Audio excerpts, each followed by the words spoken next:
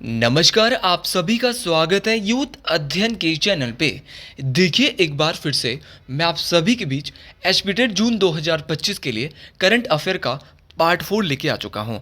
Part 4 का जो पहला क्वेश्चन है कि चौगुनवा दादा साहिब फाल्के पुरस्कार 2024 से किससे सम्मानित किया गया है। तो अगर बात करें 54th नंबर का जो दादा साहिब फाल्के पुरस्कार जो 2024 में दिया गया था, इससे मिथुन चक्रवर्ती जी को सम्मानित किया गया था। अच्छा, मिथुन चक्रवर्ती जी को चौगुनवा दादा साहिब फाल्के पुरस्कार मिला है। मोस्ट इंपॉर्टेंट क्वेश्चन ये बन जाता है। अगर बात करें दादा साहिब फाल्के पुरस्कार की, तो इस पुरस्कार की जो शुरुआत हुई थी वो 1969 में हुई थी। अच्छा, इस पुरस्कार की शुरुआत 1969 में होती है। अब क्वेश्चन पूछने वाला क्वेश्चन ये भी पूछ सकता है कि जो दादा साहिब फाल्के पुरस्कार है, इसके पहले प्राप्तकर्ता कौन थे। और अगर बात करें कि दादा साहिब फाल्के पुरस्कार की जो पहली प्राप्तकर्ता है, कि सबसे पहले ये पुरस्कार जो है वो किसे दिया गया, क्वेश्चन ये भी पूछा जा सकता है।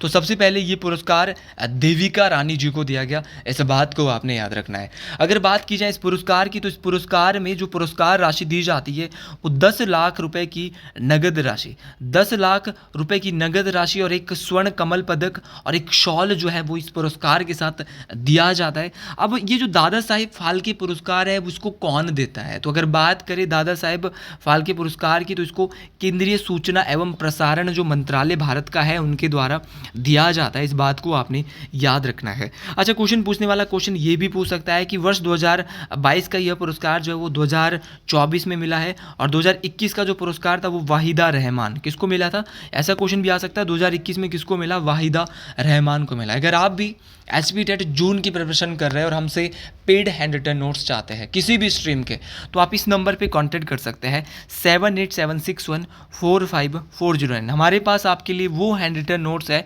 जो कि हज़ारों बच्चों के टेट परीक्षाओं को पास करा चुके हैं। तो आप इस नंबर पे कांटेक्ट कर सकते हैं, और अभी भी आपके पास समय है, आप इन हैंड रिटन नोट से जो है बहुत सारी तैयारी कर सकते हो। चाहे आप जीबीटी कमीशन से जीबीटी टेट की तैयारी कर रहे हो, टीजीटीआरएस टेट की तैयारी कर रहे हो, नॉन मेडिकल की तैयारी कर रहे हो, एलटी टेट की तैयारी कर रहे हो, तो आप इस नंबर पे कांटेक्ट कर सकते हैं। अगला क्वेश्चन बहुत ज़्यादा इंपॉर्टेंट और परीक्षाओं में काम आने वाला क्वेश्चन है कि अप्रैल 2025 में प्रधानमंत्री नरेंद्र मोदी की नई निजी सचिव कौन बनी है। देखिए, एक निजी सचिव, एक प्राइवेट सेक्रेटरी इन्होंने अपना बनाया है। निजी सचिव बोले तो किसको बनाया है, तो निधि तिवारी। निधि तिवारी को बहुत इंपॉर्टेंट क्वेश्चन ये बनेगा। अप्रैल 2024 में नरेंद्र मोदी की अब निजी सचिव इनको बनाया गया, और अभी अप्रैल के जो लास्ट मंथ था उसमें नियुक्त किया है। अच्छा, अगर मुख्य सचिव की बात करें, चीफ सेक्रेटरी जो इनके हैं वो कौन है, तो प्रमोद कुमार मिश्रा, इनको पीके मिश्रा के नाम से भी जाना जाता है। तो पीके मिश्रा जो है वो क्या है, वो मुख्य सचिव है प्रधानमंत्री के। लेकिन अगर निजी सचिव की बात करें तो वो निधि तिवारी है। एक निजी सचिव होता है, एक मुख्य सचिव होता है, एक चीफ सेक्रेटरी होता है, और दोनों के दोनों इंपॉर्टेंट है। अच्छा, अभी हाल फिलहाल में एडीबी बना है। अगर एडीबी की बात करें, एडीबी बोले तो Asian development bank, Asian development bank बोले तो एशियाई विकास बैंक की अगर बात करें तो इसकी भी नई प्रमुख बनी है मासातो कांडा। तो मासातो कांडा जी क्या बनी है, तो ऐसे नाम आपको पता होने चाहिए। मासातो कांडा की बात करें तो ये एडीबी की अभी हाल फिलहाल में नई प्रमुख बनी है, एशियाई विकास बैंक। और अगर एडीबी की मैं बात करता हूँ तो एडीबी की जो स्थापना हुई थी वो कब हुई थी, तो एडीबी की स्थापना 1966 में होती है, और एडीबी का जो मुख्यालय है वो मनीला फिलीपींस में है। तो फिलीपींस देश की जो कैपिटल है वो मनीला है, और इसी मनीला में जो है वो मुख्यालय है किसका, एशियाई विकास बैंक का। बहुत बार टेट में आया है। और अगर बात करें सदस्य देश कितने, तो अब 69 देश जो है वो हो चुका है किसमें, एशियाई विकास बैंक में। तो ये भी आपको याद रखना है, ये भी मोस्ट इंपॉर्टेंट है। अभी हाल फिलहाल में अगर बात करें जो अध्यक्ष बनी है किसकी, अंतर्राष्ट्रीय ओलंपिक समिति की। तो अंतर्राष्ट्रीय ओलंपिक समिति की जो पहली महिला, तो ये क्वेश्चन बहुत इंपॉर्टेंट बनता है क्योंकि पहली महिला बोले जा रहा है। तो पहली महिला अध्यक्ष जो बनी है अंतर्राष्ट्रीय ओलंपिक समिति की, वो क्रिस्टी कॉवेंट्री बनी है। कौन बनी है, क्रिस्टी कॉवेंट्री बनी है। मोस्ट इंपॉर्टेंट है, ये क्वेश्चन परीक्षाओं में पूछे जाते हैं। अच्छा जी, अगले क्वेश्चन की अगर बात करूं तो अगला क्वेश्चन यहाँ पे जो बोला जा रहा है वो बोला जा रहा है कि अनुसंधान नेशनल रिसर्च फाउंडेशन का जो सीईओ नया कौन बना है। तो अनुसंधान नेशनल रिसर्च फाउंडेशन का जो सीईओ बना है वो कौन बना है, ये मोस्ट इंपॉर्टेंट है। तो डॉक्टर शिव कुमार कल्याण रमन। तो डॉक्टर शिव कुमार कल्याण रमन जो है वो अनुसंधान नेशनल रिसर्च फाउंडेशन है उसका नया सीईओ बना है। इस बात को आपने याद रखना है। तो ये सारे के सारे क्वेश्चन बहुत बहुत इंपॉर्टेंट है। जितना ज़्यादा इन क्वेश्चन को पढ़ेंगे उतना ज़्यादा ये क्वेश्चन आपके दिमाग में बैठने वाले हैं। अच्छा, अगला क्वेश्चन ये है कि भारतीय रिजर्व बैंक आरबीआई की पहली महिला डिप्टी गवर्नर किसे नियुक्त किया गया है? तो आरबीआई की पहली महिला जो डिप्टी गवर्नर बनी है वो कौन बनी है? तो ये पूनम गुप्ता। ये क्वेश्चन भी परीक्षा में देखने को मिल सकता है, ये क्वेश्चन आपको याद रखना है। अच्छा, क्वेश्चन पूछने वाला क्वेश्चन ये भी पूछ सकता है, देखिए थोड़ा सा यहाँ पे जो पहली है ये पहली नहीं आएगा, खाली इनको आरबीआई की महिला गवर्नर नियुक्त किया गया है अभी हाल में, डिप्टी गवर्नर, तो ये है पूनम गुप्ता। अगला क्वेश्चन बोला जा रहा है कि मार्च 2025 में भारत का नया वित्त सचिव किसे नियुक्त किया गया है? तो भारत का जो नया वित्त सचिव नियुक्त किया गया है वो किसको किया गया है? तो ये अजय सेठ को। देखो ये क्वेश्चन भी बहुत इंपॉर्टेंट है कि भारत का जो नया जो फाइनेंशियल सेक्रेटरी जो बना है वो कौन बने हैं? तो अजय सेठ जी बने, इनका नाम आपको याद रखना है। अच्छा, अगर वित्त सचिव की बात करें, एक बार क्वेश्चन टेट में ही आया था कि जो 1 रुपये का जो नोट होता है उस पर हस्ताक्षर कौन करता है? तो 1 रुपये के नोट पर जो हस्ताक्षर करते हैं वो वित्त सचिव। कौन करते हैं भाई? वित्त सचिव करते हैं। और वर्तमान में जो भारत के नए वित्त सचिव बनाए गए हैं वो अजय सेठ जी को बनाया गया है। अच्छा, क्वेश्चन ये भी पूछा जाता है कि वर्तमान में भारत में कौन सा वित्त आयोग कार्य कर रहा है? तो बहुत बार मैं आपको अपनी सीरीज में बता चुका हूँ कि भारत में वर्तमान में 16वां वित्त आयोग कार्य कर रहा है। और 16वें वित्त आयोग की अगर मैं बात करूँ तो 16वें वित्त आयोग के जो अध्यक्ष है वो अरविंद पनगड़िया, ये नीति आयोग के पूर्व में उपाध्यक्ष भी रह चुके हैं। और अगर बात करें अरविंद पनगड़िया, तो ये वर्तमान में वित्त आयोग बोले भाई फाइनेंस कमीशन के क्या है? हेड है। और फाइनेंस कमीशन की बात भारतीय संविधान के आर्टिकल नंबर 280 में की जाती है। अच्छा, आपको ये भी याद रखना है कि वित्त आयोग का जो 16वां वित्त आयोग है इसका गठन 31 दिसंबर 2023 कब किया गया? 31 दिसंबर 2023 को किया गया था। इस बात को आपने याद रखना है। अगला क्वेश्चन पूछा जा रहा है कि 38वें राष्ट्रीय खेलों की पदक तालिका में कौन शीर्ष पर रहा है? तो 38वें राष्ट्रीय खेलों की जो पदक तालिका है इस पर जो शीर्ष पर रहा है वो सर्विसेज रहा है। कौन रहा है? सर्विसेज रहा है। इस बात को आपने याद रखना है। तो 38वें राष्ट्रीय खेलों की जो पदक तालिका में शीर्ष पर रहा है वो सर्विसेज रहा है। इस बात को आपने याद रखना है। तो ये क्वेश्चन इंपॉर्टेंट बनता है, इसको स्टार मार्क कर लीजिएगा, ये क्वेश्चन परीक्षा में पूछा जा सकता है। अच्छा, केंद्रीय बजट 2025 से 26 अभी आया था और उसको किसने पेश किया? हर एक बात मैं यहाँ से आपको बताने वाला हूँ, ये इंपॉर्टेंट रहेगा। तो जो केंद्रीय बजट 2025-26 की जो थीम थी वो था सबका विकास। ये क्वेश्चन आ सकता है कि 2025-26 की थीम क्या थी? तो इसका था सबका विकास, ऑल डेवलपमेंट यहाँ पे कराना था, सरकार का सबका विकास यहाँ पे थीम दी गई थी। अच्छा, अगर बात करें बजट 2025 का जो आयकर की जो नई कर मुक्ति सीमा थी कि आप पे इनकम टैक्स कहाँ तक लग सकता है, तो 12 लाख रुपए तक अगर आपके पास है तो इस पर सरकार का कोई भी टैक्स नहीं लगेगा। तो बजट 2025 का जो आयकर की जो नई कर मुक्त सीमा आई है वो 12 लाख आई है। इस बात को आपने याद रखना है, ये भी मोस्ट इंपॉर्टेंट है। अच्छा, बजट कौन पेश करता है? तो बजट जो है वो वित्त मंत्री के द्वारा पेश किया जाता है। और भारत की वित्त मंत्री वर्तमान में आप सब लोग जानते हैं निर्मला सीतारमण है। इनको 2 बार लगातार भारत के वित्त मंत्री के रूप में बनाया गया है, निर्मला सीतारमण जी को। और अगर बात करें बजट की तो बजट के बारे में भारतीय संविधान का अनुच्छेद नंबर 112 जो है वो किसकी बात करता है?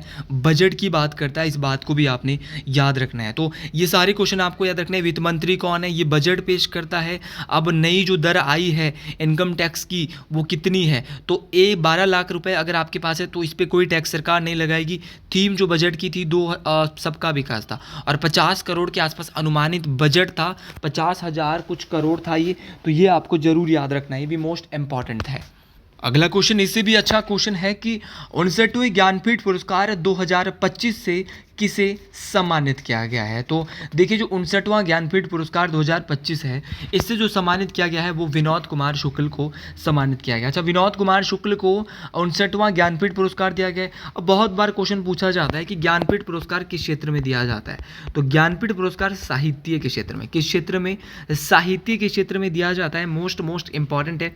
अब क्वेश्चन पूछने वाला क्वेश्चन ये भी पूछ सकता है कि विनोद कुमार शुक्ल को ये पुरस्कार मिला और क्वेश्चन पूछेगा कि ज्ञानपीठ पुरस्कार पाने वाले छत्तीसगढ़ के पहले व्यक्ति, तो ज्ञानपीठ पुरस्कार पाने वाले छत्तीसगढ़ के पहले व्यक्ति विनोद कुमार शुक्ल जी बने हैं। इस बात को आपने याद रखना है। तो विनोद कुमार शुक्ल जी छत्तीसगढ़ के पहले व्यक्ति बने हैं जिनको ये 59वें नंबर का ज्ञानपीठ पुरस्कार 2025 में दिया गया है। अच्छा, अगर बात की जाए ज्ञानपीठ पुरस्कार की, तो अर्जुन पुरस्कार और ज्ञानपीठ पुरस्कार की जो स्थापना है वो 1961 में या 61 में की गई है। मोस्ट इंपॉर्टेंट बात है। अच्छा, प्रथम ज्ञानपीठ पुरस्कार किसे दिया गया? देखिए, ये क्वेश्चन जैसा मर्जी आए, आपको बस चीज़ों को समझना है। अगर आप हमसे हैंड रिटन नोट्स ले रहे हैं तो बहुत सारी चीज़ें वहाँ से आपकी क्लियर होने वाली है। आप ज़्यादा से ज़्यादा लोग, चाहे आप नॉन मेडिकल की आपकी स्ट्रीम है, चाहे आपकी आर्ट्स की स्ट्रीम है, आप किसी भी स्ट्रीम की स्टूडेंट हो, वो हैंड रिटन नोट्स उनके द्वारा जीके के जो आर्ट्स के जो हैंड रिटन नोट्स है वो स्पेशल मैंने आपके लिए बनाए हैं, और दूसरे अलग अलग सब्जेक्ट के अलग अलग स्पेशल टीचर के द्वारा वो नोट्स आपके लिए बनाए गए हैं। तो थ्योरेटिकल बहुत ही इंपॉर्टेंट नोट्स जो कि लास्ट के दिनों में आपके लिए काम आने वाले हैं, तो आप हमसे वो नोट्स इस नंबर पे परचेज कर सकते हैं। अगर आप लेना चाहते हैं तो इस नंबर पे कांटेक्ट कीजिए 7876145409। अच्छा, अगर बात करें हमारे सबसे पहले ये ज्ञानपीठ पुरस्कार की स्थापना तो 1961 में होगी। किसको मिला? तो मलयालम लेखक शंकर कुरूप।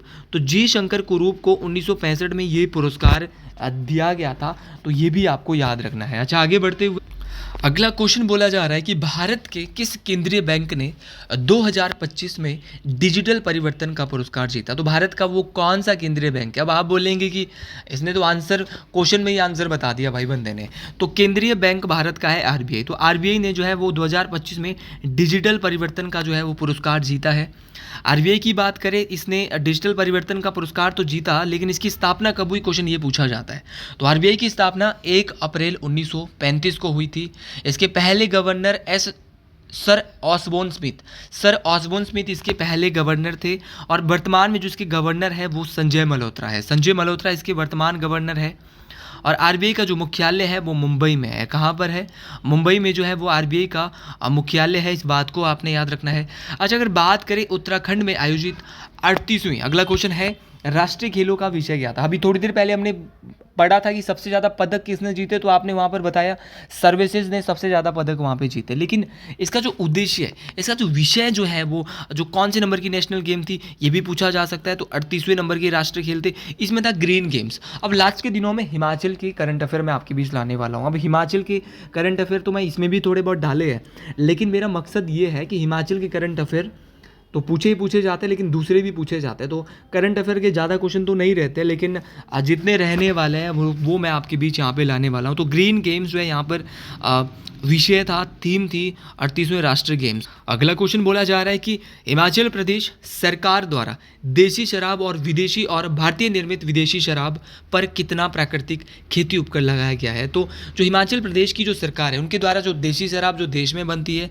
और विदेशी और भारतीय निर्मित विदेशी शराब जो भारत में निर्मित विदेशी जो विदेश की शराब जो भारत में निर्मित होती है उन पर कितना प्राकृतिक खेती उपकर लगाया जाएगा, कितना सेस लगाया जाएगा? तो भाई देखो 2 रुपये लगाया जाएगा आपकी देसी शराब पे, और जो विदेशी शराब भारत में बन रही है उन पे लगाया जाएगा 5 रुपये। तो 2 रुपये और 5 रुपये टैक्स सेस लगाया जाएगा। किस पर लगाया जाएगा? खेती उपकर लगाया जाएगा। किस पर? देशी शराब और विदेशी जो भारतीय निर्मित विदेशी शराब है उस पर। तो ये आपको याद रखना है। ये हिमाचल का क्वेश्चन है, तो 2 रुपये और 5 रुपये जरूर याद रखना। अच्छा, हिमाचल प्रदेश के मुख्यमंत्री ने हाल ही में हिमाचल के किस जिले में धनवास नामक स्थान में, कौन सा स्थान है? धनवास में 1 मेगावाट सौर ऊर्जा संयंत्र का उद्घाटन किया है। तो हिमाचल के मुख्यमंत्री कौन है?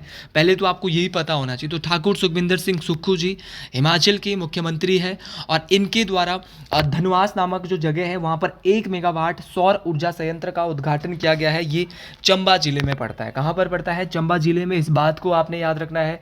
और अगर आप नवंबर मंथ के लिए टेट परीक्षा की तैयारी कर रहे हैं 2025 नवंबर के लिए, तो उसके लिए भी आप हमसे जुड़ सकते हैं। हमारे बैच 1 जुलाई से फिर से दोबारा शुरू हो जाएंगे, तो उसके लिए भी आप बिल्कुल तैयार रहे अगर आप बेहतरीन तरीके से नवंबर के लिए अभी से तैयारी करना चाहते हैं। अगला क्वेश्चन बहुत आसान और इम्पॉर्टेंट क्वेश्चन बताया जा रहा है कि जनवरी 2025 में मेजर ध्यानचंद खेल रत्न पुरस्कार का, तो जो ये मेजर ध्यानचंद पुरस्कार है ये 2024 में उन खिलाड़ियों को मिला जिन्होंने पेरिस ओलंपिक में भारत के लिए जो है बेहतरीन से बेहतरीन खेल प्रदर्शन का जो है वो लोहा मनवाया।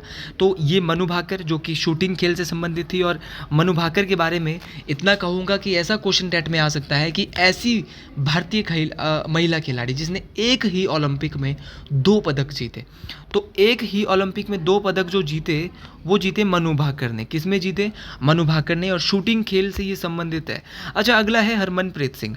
हरमनप्रीत सिंह हॉकी की खिलाड़ी है और इसने हॉकी में जो है वो पदक जीता है। इनके द्वारा ये हॉकी के खिलाड़ी है, सॉरी, तो हॉकी के खिलाड़ी है हरमनप्रीत सिंह जी। और इनके द्वारा ये इन्होंने हॉकी के लिए बहुत अच्छा प्रदर्शन वहाँ पे दिखाया। तो इनको हॉकी के लिए भारत का सबसे बड़ा खेल रत्न पुरस्कार, जिसको पहले राजीव गांधी खेल रत्न पुरस्कार के नाम से जाना जाता था, अब इसको मेजर ध्यानचंद खेल रत्न पुरस्कार कहा जाता है, ये इनको भी दिया गया। अच्छा, क्वेश्चन पूछा जाएगा प्रवीण कुमार। अच्छा, प्रवीण कुमार को भी मिला है। तो प्रवीण कुमार को मिला है, तो प्रवीण कुमार ये पैरा एथलेटिक्स है, इनको भी दिया गया। हाई जंप, ऊंची कूद से संबंधित है। और डी गुकेश, ये शतरंज के खिलाड़ी है डी गुकेश, तो इनको भी मिला है।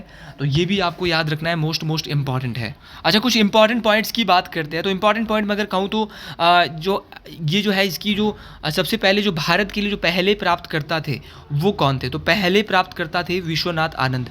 तो ओलंपिक में भारत के लिए जो एथलेटिक्स में सबसे पहले जो पदक लाया वो शतरंज के खिलाड़ी विश्वनाथ आनंद जी के द्वारा लाया गया था। ओलंपिक में सिंगल में जो लाया था, हॉकी की टीम ने तो बहुत बार लाया है, लेकिन जो और ये जो हमारा मेजर ध्यानचंद खेल रत्न पुरस्कार है, इसकी स्थापना 1991-92 के आसपास हुई थी, ये भी आपको याद रखना है। और पहले इस जो खेल रत्न पुरस्कार है, राजीव गांधी खेल रत्न पुरस्कार, पहले इस इनाम को पुरस्कार को राजीव गांधी खेल रत्न पुरस्कार के नाम से जाना जाता था। अगले क्वेश्चन की बात करते हैं। तो जो ये पुरस्कार है वो भी युवा मामले और खेल मंत्रालय के द्वारा दिया जाता है।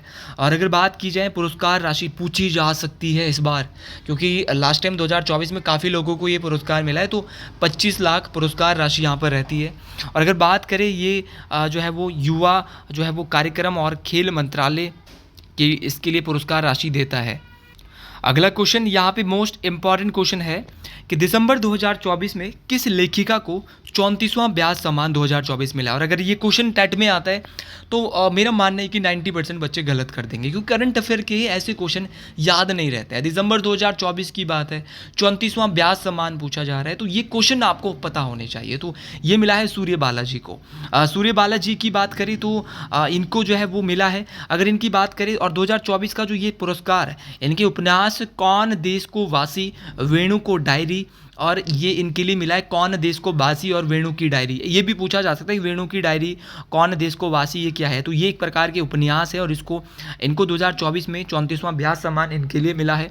अगर बात करें इसके तहत जो ब्याज सम्मान होता है, इसके तहत कितनी राशि दी जाती है, तो इसके तहत 4 लाख रुपए नगद पुरस्कार दिए जाते हैं।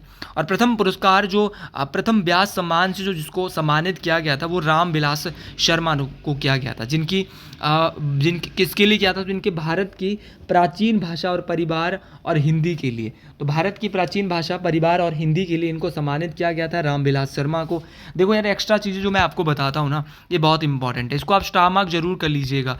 ये परीक्षाओं में आपको बहुत नंबर दिलाने वाली है, बहुत काम आने वाली चीज़ है, इसलिए ज़्यादा से ज़्यादा इनको ध्यान रखें। अच्छा, जो ये ब्याज सम्मान दिया जाता है वो कौन देता है? तो ये के बिरला फाउंडेशन है, उनके द्वारा ये ब्याज सम्मान दिया जाता है, ये भी आप ज़रूर याद रखें।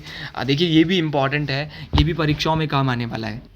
अगला क्वेश्चन यहाँ पे है कि आईफा अवार्ड 2025 में सर्वश्रेष्ठ अभिनेता अवार्ड किसे मिला। तो आईफा अवार्ड 2025 में जो सर्वश्रेष्ठ अभिनेता का जो अवार्ड मिला है वो कार्तिक आर्यन साहब को दिया गया है। तो आईफा अवार्ड्स 2025 अभी दिए गए और कार्तिक आर्यन को जो है वो सर्वश्रेष्ठ अभिनेता का अवार्ड दिया गया। कार्तिक आर्यन कौन है? अरे वही है जिन्होंने भूल भुलैया रू बाबा के रूप में, तो भूल भुलैया, उगे रूहान, ये भी इंपॉर्टेंट है, ये भी परीक्षा में पूछा जा सकता है।